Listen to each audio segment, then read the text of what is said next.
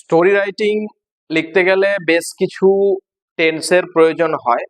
আর সবচেয়ে যেটা বেশি জরুরি সেটা হচ্ছে পাস্ট টেন্স। সেটা past indefinite, past continuous, past perfect continuous. এই চারটার মধ্যে সবচেয়ে বেশি দরকারি হয় পাস্ট ইনডিফিনাইট, অর্থাৎ ভার্বের সেকেন্ড ফর্মটা। ছোট থেকে গল্প অনেক শুনেছি, বড়রা গল্প শুনেছি, এক যে ছিল রাজা, তার এতগুলো রানী ছিল, এতগুলো সন্তান ছিল, এইরকম 7 সমুদ্র 13 নদী পারের গল্প অনেক শুনেছি। ঠাকুমার ঝুলি থেকে শুরু করে অনেক গল্প আমরা দেখেওছি, কার্টুনের মাধ্যমে, অ্যানিমেশনের মাধ্যমে দেখেছি। এবার আমাদেরকে ইংলিশে রাইটিং লিখতে গেলে, ইংলিশে স্টোরি লিখতে গেলে আমাদেরকে ওই ছোট ছোট কথাগুলোকে সাজিয়ে লিখতে হবে, টেন্সটাকে ফলো করে। আমরা হয়তো অনেকে ভাবি যে 10 নম্বরে রাইটিং দেওয়া হয়েছে, দিয়ে যে লেখাটা আমি লিখলাম তাতে আশা করছি যে আমি 7-8 পাবো। দেখা গেল সেই 7-8-এর পরিবর্তে নাম্বারটা হয়তো 5-6 আটকে গেল। এবার আমরা আশ্চর্য হই যে কেন আটকে গেল, এতটা নাম্বার কম হলো কেন, আমি লিখলাম এতটা তাও আমাকে নাম্বার দিল না। এটা নাম্বারটা দেয়নি, এটা মেন জিনিস নয়, আমার কিছু ভুল হয়েছে অবশ্যই, না হলে নাম্বারটা দেবে না কেন। এই ভুলগুলো কোথায় হয়? একটা বাক্য লিখেছি, সেই বাক্যের যদি আমি টেন্সটা ভুল করে দিই, বাক্যের স্ট্রাকচারটা ভুল করি, তাহলে কিন্তু সেই বাক্যটা সম্পূর্ণভাবে কাটা যায়, সেখান থেকে কোনো নাম্বার আসে না। তাই আমাদেরকে কংক্রিটলি প্রত্যেকটা ওয়ার্ডকে ঠিক রেখে, বাক্যের স্ট্রাকচার ঠিক রেখে, বাক্যের টেন্স ঠিক রেখে আমাদেরকে লাইনগুলো লিখতে হয়। আজকে স্টোরি লেখার জন্য আমাদের কোশ্চেনটা কি? কোশ্চেন হচ্ছে write a story using following hints. নিম্নলিখিত হিন্টস গুলোকে ব্যবহার করে একটা গল্প লেখো। Give a suitable title and a moral to your story. একটা উপযুক্ত শিরোনাম দাও। টাইটেল মানে কি? গল্পের নাম থাকে, তো গল্পের নাম দিতে বলেছে। আর একটা moral to your story, moral বলতে নীতি কথা।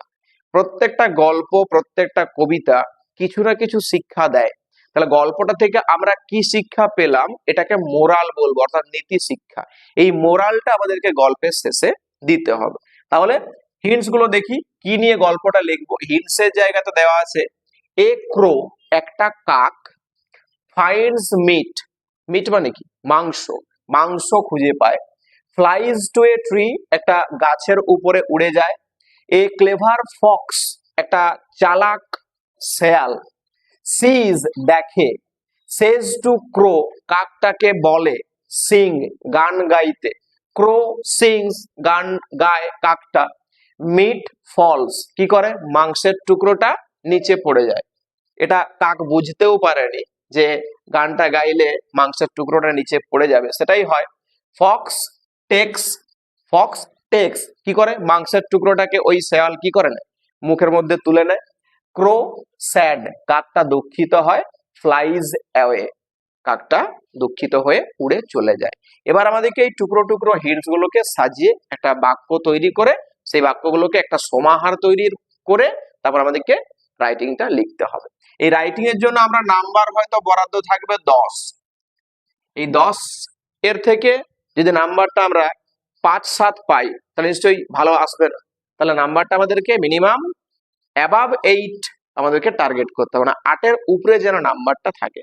2-4টা ছোটখাটো ভুল আমাদের হতে পারে, হয়তো মুখস্থ করেছি, সে হয়তো লিখতে পাচ্ছি না, বা পরীক্ষার হলে টেনশনে বা চাপে হয়তো ভুলে গেছি, এবারে লিখতে অসুবিধা হয়, তখন কোনো মতেই ওই লাইনটাকে মাথার মধ্যে ভাবতেই পাচ্ছি না, আর লেখা গেল না, ওখানে ছেড়ে দিতে হলো আমাকে, তখন কিন্তু আমার জায়গাটা কমপ্লিট হলো না, তাই হয়তো সেখানে 7-8-এ রয়ে গেল, এরকম ব্যাপারটা।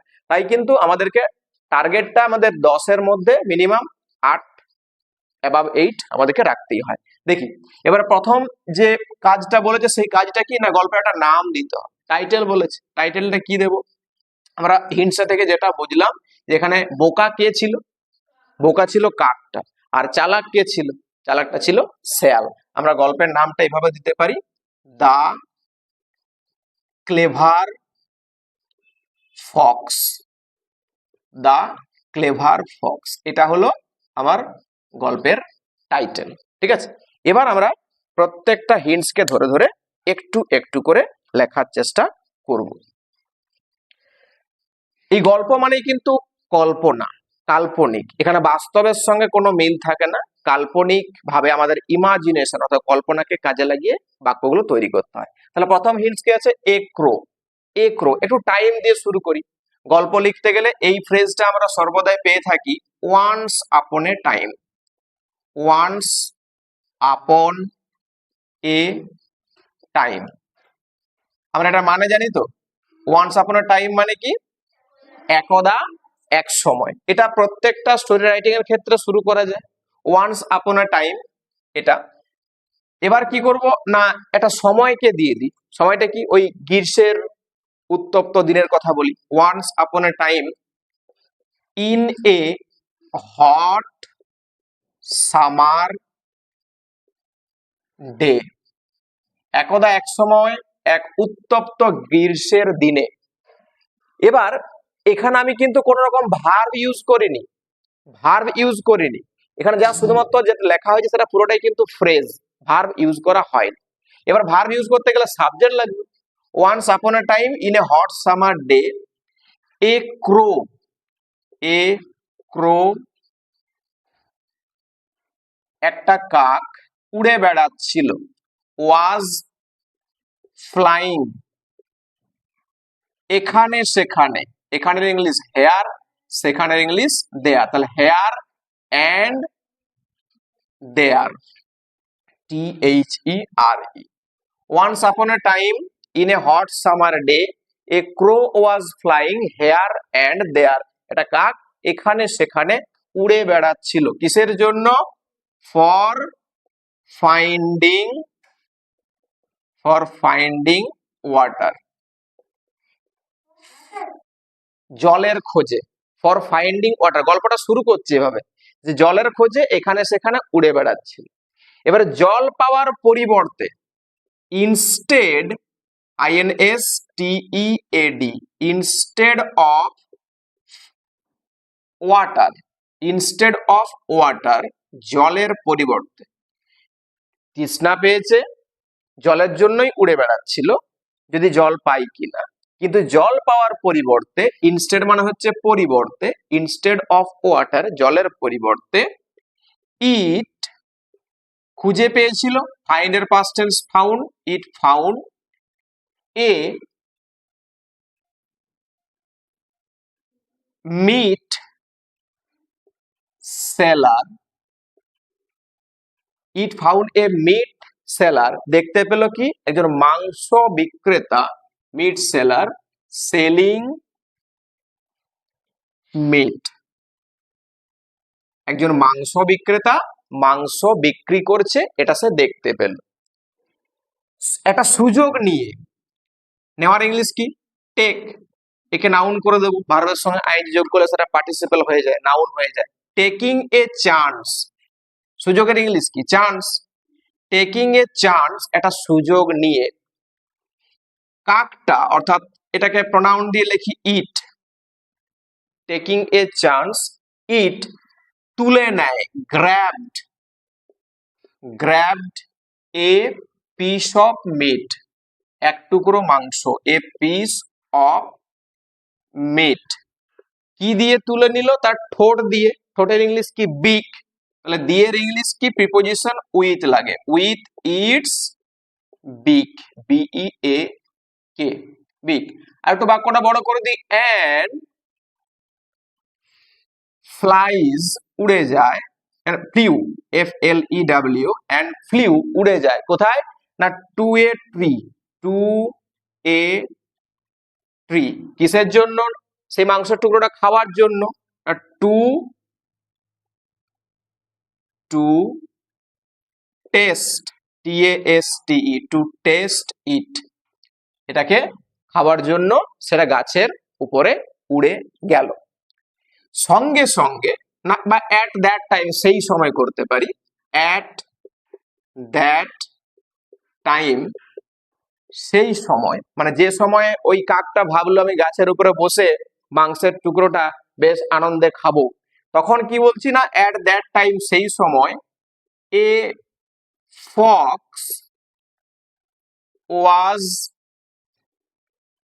Coming under that tree, that tree. একটা কাক তখন সেই গাছটার তলা দিয়েই আসছিল। অ্যান্ড স দ্যাট, দেখতে পেয়েছিল কি, যে there was a piece of meat, piece of meat in the crow's, CROW apostrophe S, crow's beak, কাকটার ঠোঁটের মধ্যে এক টুকরো মাংস আছে, এটা সে দেখতে পেল। হি ওয়ান্টেড, হি ওয়ান্টেড, এই হি বলতে আমি ওই ফক্সটাকে বোঝাতে চেয়েছি প্রোনাউনের মাধ্যমে। He wanted to take the piece from the crow. সে তখন কি করলো, মনে মনে চাইলো কি, যে কাকের কাছ থেকে ওই মাংসের টুকরোটা আমি নিয়ে নেব। দেন দেন তারপর হি প্ল্যান্ড সামথিং, কিছু একটা পরিকল্পনা সে করলো। হি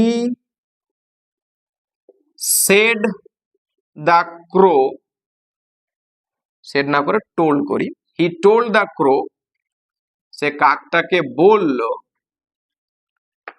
সেড দ্য ক্রো, কি বললো, কারো কথা যখন আমরা লিখবো সেটাকে ডাবল ইনভার্টেড কমার মধ্যে ডাইরেক্ট স্পিচে লিখতে হয়। তাহলে ফ্রেন্ড, বন্ধু, your voice is very sweet, তোমার গানের গলাটা খুব মিষ্টি। Can you sing a note for me please, একটু প্রশংসা না করলে তো হয় না। বলছে, বন্ধু তোমার গানের গলা তো খুব মিষ্টি, তুমি কি আমার জন্য দয়া করে এক কলি গান গাইতে পারবে? Can you sing a note for me please. আর প্রশংসা শুনতে কে না ভালোবাসে, প্রশংসাটা ভালো লেগেছে। এবার কাকটার পালা। কি বলছি না, যখন বললো যে তুমি কি আমার জন্য একটা গান গাইতে পারবে দয়া করে, গেটিং, গেটিং প্রশংসার ইংলিশ কি, praise, getting praise from the, from the fox, শেয়ালটার কাছ থেকে প্রশংসা পেয়ে, দা ক্রো ইনস্ট্যান্টলি, সঙ্গে সঙ্গে, instantly started, started singing, instantly started singing, সঙ্গে সঙ্গে গান গাইতে শুরু করে উইদাউট থিঙ্কিং, উইদাউট থিঙ্কিং, ভাবনা চিন্তা ছাড়াই, কোনো কিছু না ভেবেই সে কিন্তু সঙ্গে সঙ্গে গান গাইতে শুরু করে দেয়। When the crow started singing, যখনই কাকটা গান গাইতে শুরু করে, the piece of meat, piece of meat fell down, নিচে পড়ে যায়, from its beak, from its beak, ঠোঁট থেকে মাংসের টুকরোটা নিচে পড়ে যায়। Suddenly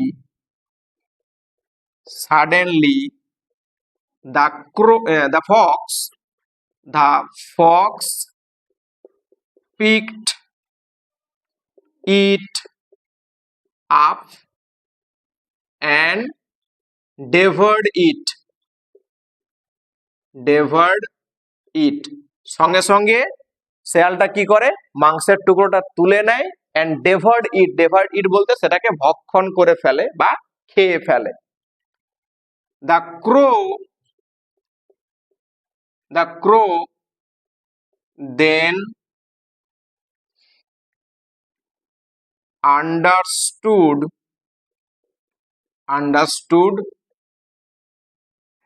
that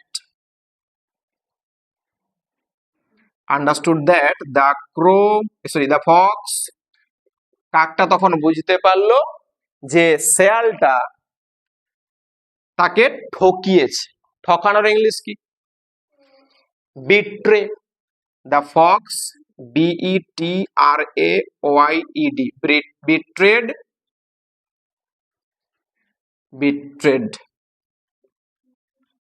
that the fox betrayed. Then it became sad, দুঃখিত হয়ে পড়ে, and the fox went away from there happily. আর শেয়ালটা মাংসের টুকরোটা পেয়ে আনন্দে সেখান থেকে চলে যায়। তাহলে লাস্ট পোর্শনটা আমরা লিখি, এটাকে আরেকবার, but the crow flew away, কিন্তু কাকটা উড়ে চলে গিয়েছিল feeling sad,